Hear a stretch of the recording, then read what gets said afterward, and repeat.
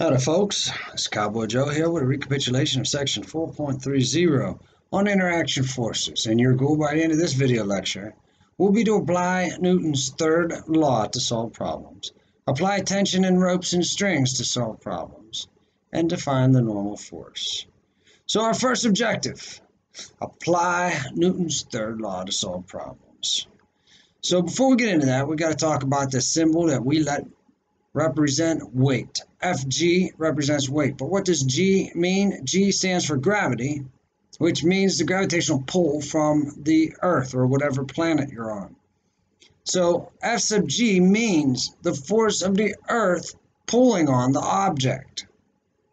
The forces of F of A on B and F of B on A are what we call an interaction pair. For example, if I applied a force on this box of Nature Valley crunchy, I'm getting hungry bars with my elbow, then I'm pushing down. This is object A, this is object B. A is applying a force on B, but B is also applying a force on A. These are what we call an interaction pair. Two forces that are in opposite direction, but have equal magnitudes.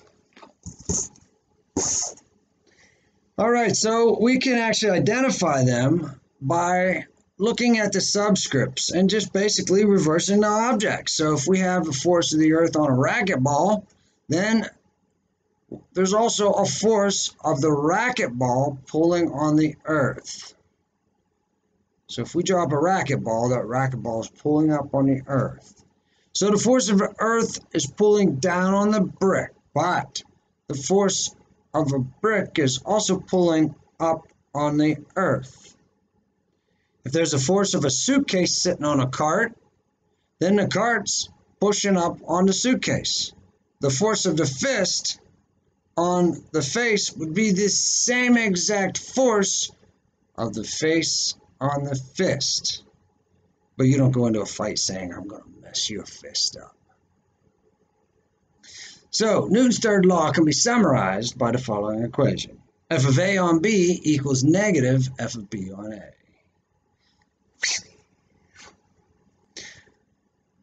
All right, so to create our equation, all we got to do is set these two equal to each other. But one of them is negative, representing the opposite direction.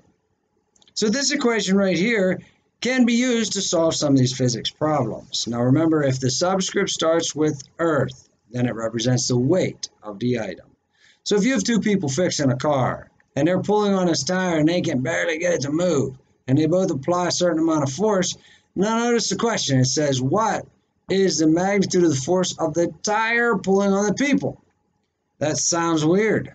When it sounds like it's worded weird, then that's probably a Newton's third law question.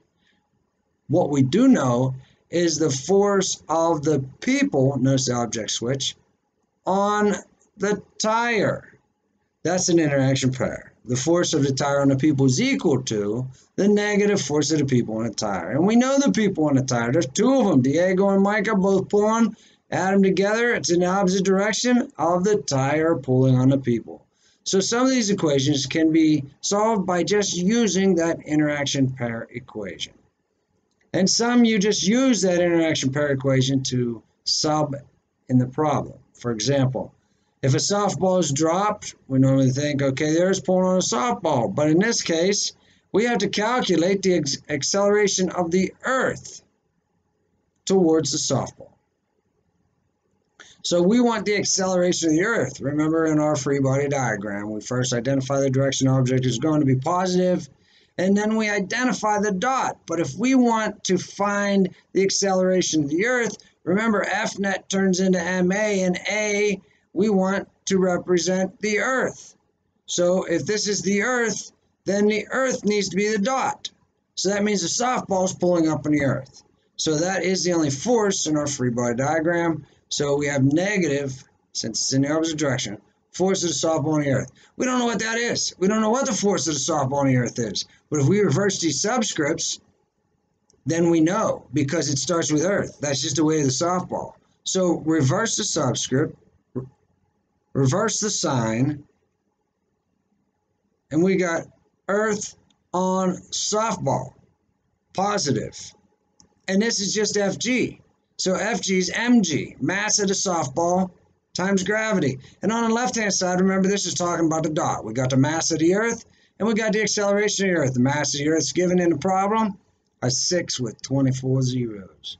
And then we got to take this 0.18 times 9.8 and divide it by a huge number. We're going to get a small number. And if you're dividing and getting a positive exponent, then make sure you put parentheses around your scientific notation.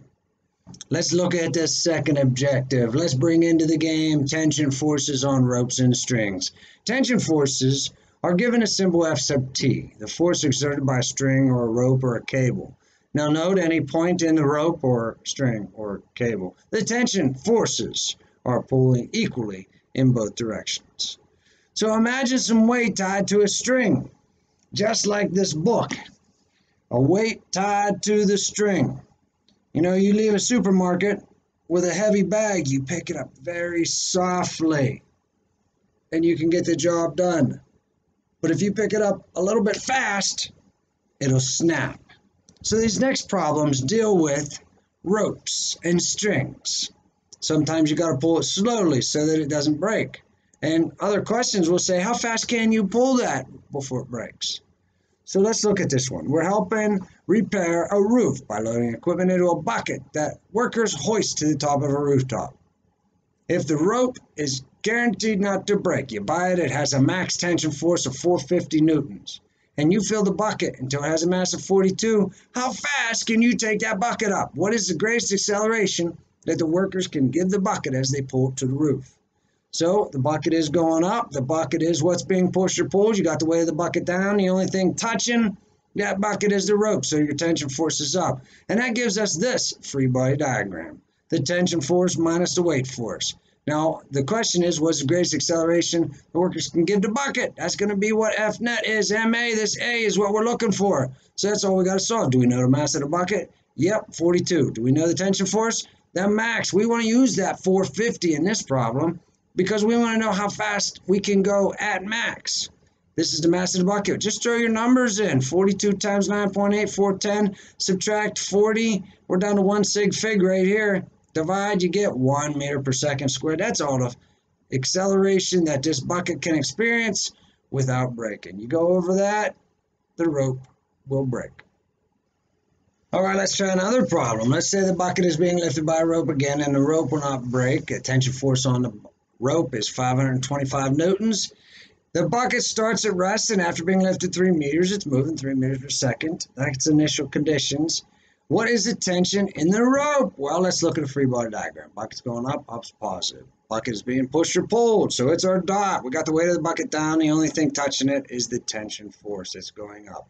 So that gives us that same F net equation. F net is the positive force first minus the negative force Fg. Now remember, MA is F net, Mg is Fg. We're asked to find what is the tension. Is it this 525? Is that Z? No, this is the max tension. We want to solve for F sub T and compare it to 525, see if the rope's going to break. This is the most the rope can withstand. If we get a number 526, that rope's going to break. So now we know the mass of the bucket. It is, or do we? 50. We know the mass of the bucket. Do we know the A, the acceleration of the bucket? We do not know the A. The acceleration of the bucket isn't given. But if we look at the big box, we can actually plug this stuff in. Initial conditions, it starts at rest. We got 2 zeros. We got 3 meters is how far we're moving it, and it gets to 3 meters per second. So what's A?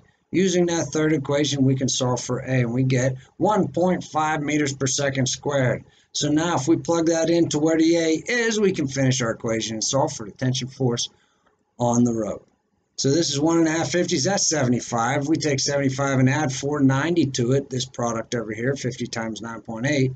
We end up with 565 newtons of force is on the rope with only 525 newtons of a max tension force.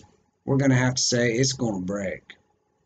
All right, so last objective, define the normal force. So the normal force is defined to be the perpendicular contact force exerted by a surface on another object. Normal force is given the symbol capital F, sub capital N. So, whenever there's a surface involved, then that surface pushing up is the normal force. So if we looked at the free body diagram of this nice looking horse, we would say that the horse is the dot.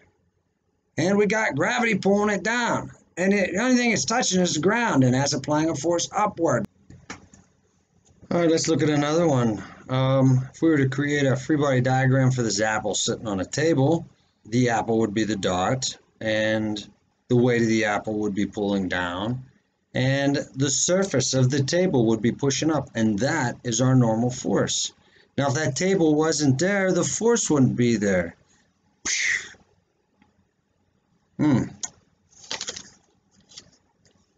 That's a good apple. Finally, the normal force can be adjusted by adding or subtracting a force onto an object. So look at A. No force added. The normal force is the weight. But if you lift up a little bit, making the weight a little bit lighter, then the normal force gets a little lighter. And if you push down, you make the normal force a little heavier. So that's it. Newton's third law, F of A on B equals F of B on A in an opposite direction. We introduced the tension force. If you see a string, rope, cable in a problem, then it is applying a force called F sub T. And remember, the normal force is the surface pushing up on an object. And remember, every action has an equal and opposite reaction. Cowboy Joe is out.